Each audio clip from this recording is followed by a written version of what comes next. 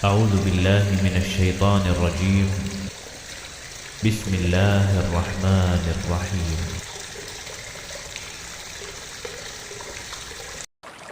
Hai sahabat Ana Anta dimanapun kalian berada.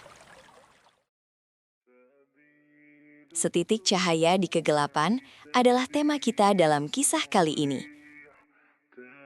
Setitik cahaya itu tentu akan menjadi sangat berarti bagi siapapun yang berada di sekelilingnya. Kisah kali ini juga sangat cocok untuk sahabat Ana Anta yang punya cita-cita jadi hafiz Al-Quran. Namun, qadarullah tidak memiliki kesempatan untuk bisa masuk ke pesantren tahfiz. Penasaran kan? Yuk disimak.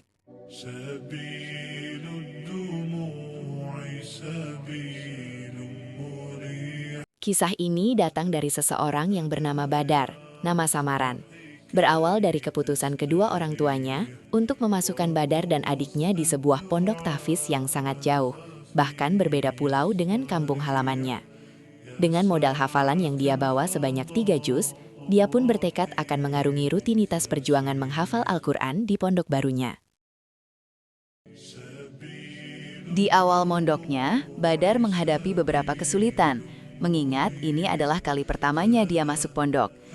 Terlebih lagi, qadarullah, Badar memiliki sebuah penyakit yang dimana ketika sakitnya datang, mengharuskan dia berobat dalam jangka waktu yang tidak sebentar. Keadaannya mengharuskan dia berjuang, bukan hanya menghafal Al-Quran, namun juga berjuang dengan sakit yang dideritanya itu. Masya Allah, perjuangan berlapis-lapis ya sahabat.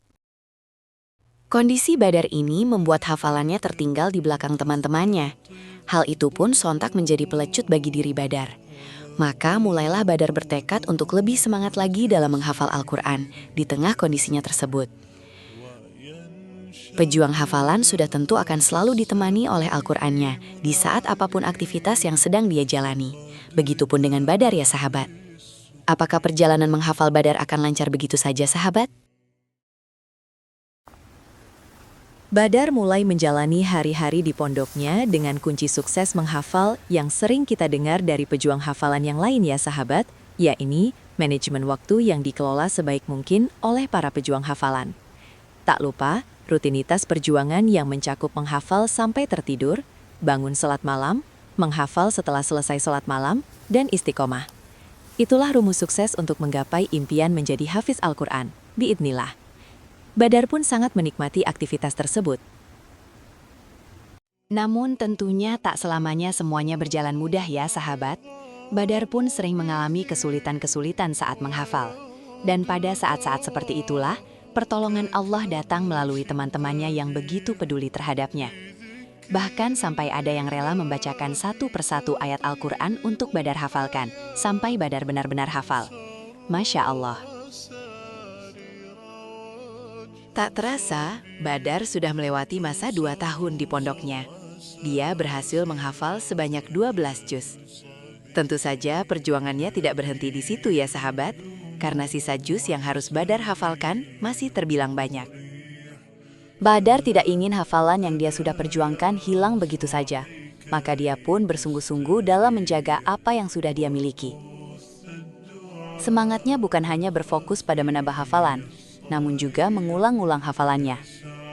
Perjuangan penuh semangat yang terus berkobar dilalui Badar setiap hari di pondoknya.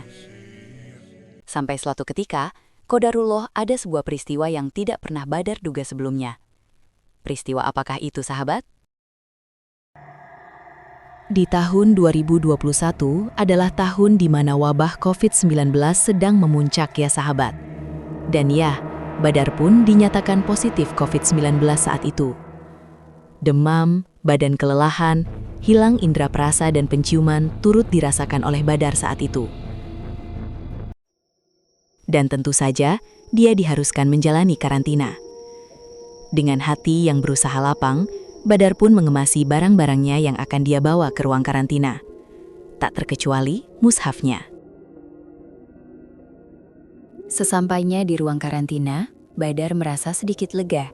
Karena ternyata bukan hanya Badar seorang diri, banyak di antara teman-temannya pun yang sama-sama dinyatakan positif COVID-19. Maka mereka pun saling menguatkan satu sama lain. Badar tidak ingin menyia-nyiakan waktu yang dia lalui di dalam ruang karantina. Dia pun melawan rasa bosannya berada di ruang karantina dengan fokus menghafal. Tentunya kondisi Badar saat itu tidak baik-baik saja ya sahabat. Berjuang menghafal dalam kondisi tersebut menjadi sebuah kenangan tersendiri baginya. Tiba saatnya masa karantina Badar selesai, dia pun kembali ke pondoknya dan melakukan rutinitas menjadi santri sebagaimana biasanya. Namun, qadarullah ada satu peristiwa lagi yang tidak kalah membuat Badar kaget. Peristiwa apalagikah itu sahabat? Saat tengah menikmati masa-masa menjadi santri kembali, dan belum genap 3 bulan setelah karantina itu, Badar mendapat telepon dari orang tuanya yang memberi kabar bahwa dia dan adiknya akan segera dijemput untuk pulang ke rumahnya. Orang tuanya memutuskan untuk menyuruh Badar menunggu di rumah sampai kondisi wabah COVID-19 itu membaik. Tentu Badar begitu kaget dengan keputusan orang tuanya ya sahabat. Di tengah rasa nyaman yang sudah dia rasakan di pondok saat ini, tiba-tiba saja Badar harus meninggalkannya untuk jangka waktu yang Badar sendiri tidak tahu sampai kapan. Dia pun hanya bisa pasrah dengan keputusan orang tuanya itu. Di sisa-sisa waktunya berada di pondok, Badar diselimuti oleh kesedihan. Sebab Badar tidak tahu apakah ketika di rumah, dia akan memiliki semangat yang sama dalam menghafal atau justru sebaliknya. Dan saat perjalanan pulang itu tiba, dia pun melaluinya dengan perasaan yang teramat sedih. Saat tiba di rumahnya, hal pertama yang Badar lakukan adalah duduk termenung di kamarnya. Kesunyian yang dia rasakan. Tak ada lagi gema suara para santri yang sedang membaca Al-Quran. Tak ada lagi teman yang menyemangati. Pasti sangat sepi. Badar mengeluh dalam hatinya. Badar merasa kesepian di rumahnya. Terlebih kedua orang tuanya yang sibuk dengan pekerjaannya masing-masing. Dia masih belum tahu apa yang harus dilakukannya saat berada di rumahnya. Tidak ada seorang pun yang bisa memberikannya semangat ketika futur melanda. Mau tidak mau, Badar harus bangkit seorang diri. Pelan-pelan Badar berusaha berjuang kembali. Dia bertekad untuk menjadi setitik cahaya di kegelapan itu. Badar tentu sadar betul bahwa kadar semangatnya tak akan sama seperti saat ketika dia berada di pondok. Namun, Badar menolak redup walau dia hanya berjuang seorang diri di rumahnya. Badar kembali berjuang dengan hafalannya, walau tak ada satupun guru atau teman yang bisa menyimak hafalannya. Hal ini tentu bukan menjadi penghalang bagi Badar. Dengan tekadnya yang kuat itu, dia pun mencari cara agar bisa mengoreksi hafalannya. Tak kehabisan usaha, Badar menyetorkan hafalan melalui rekaman suara di HP-nya. Setelah selesai, kemudian rekaman itu dia putar kembali untuk mengoreksi kesalahan-kesalahan hafalannya. Masya Allah.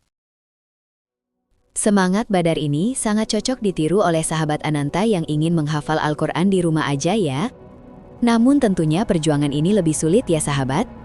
Keadaan seorang diri di kamar yang sunyi, belum lagi rasa malas yang mengusik, selalu Badar tepis agar dia bisa menggapai impiannya menjadi hafiz Al-Quran. Ini bukan hanya tentang perjuangan menghafal, namun juga perjuangan untuk menjaga semangat, niat dan tekad untuk menghafal Al-Quran. Perjalanan menghafal 30 juz yang Badar lalui sangat berkesan dalam dirinya. Ujian demi ujian datang menghampiri, tidak membuatnya kehilangan semangat dalam menghafal. Bagi Badar, lelah dan bosan sudah pasti akan mewarnai perjalanan para penghafal Al-Quran. Namun yang terpenting adalah jangan menyerah dengan keadaan yang ada. Adakah sahabat Ananta yang sudah mencoba menghafal sendiri di rumah? Pastikan sebelum menghafal, kita harus kuatkan niat dan tekad kita untuk menghafal semata-mata karena Allah. Berharap Allah akan memberikan kemudahan dan keberkahan dalam proses menghafal yang akan kita jalani ya sahabat. Semoga kisah ini bisa memupuk semangatmu dalam membersamai Al-Quran. Yuk, untuk kamu yang punya cerita perjuangan menghafal Al-Quran, silakan di-share di kolom komentar ya. Atau bisa kirim cerita kamu ke email di bawah ini. Terima kasih, sampai jumpa kembali di kisah selanjutnya.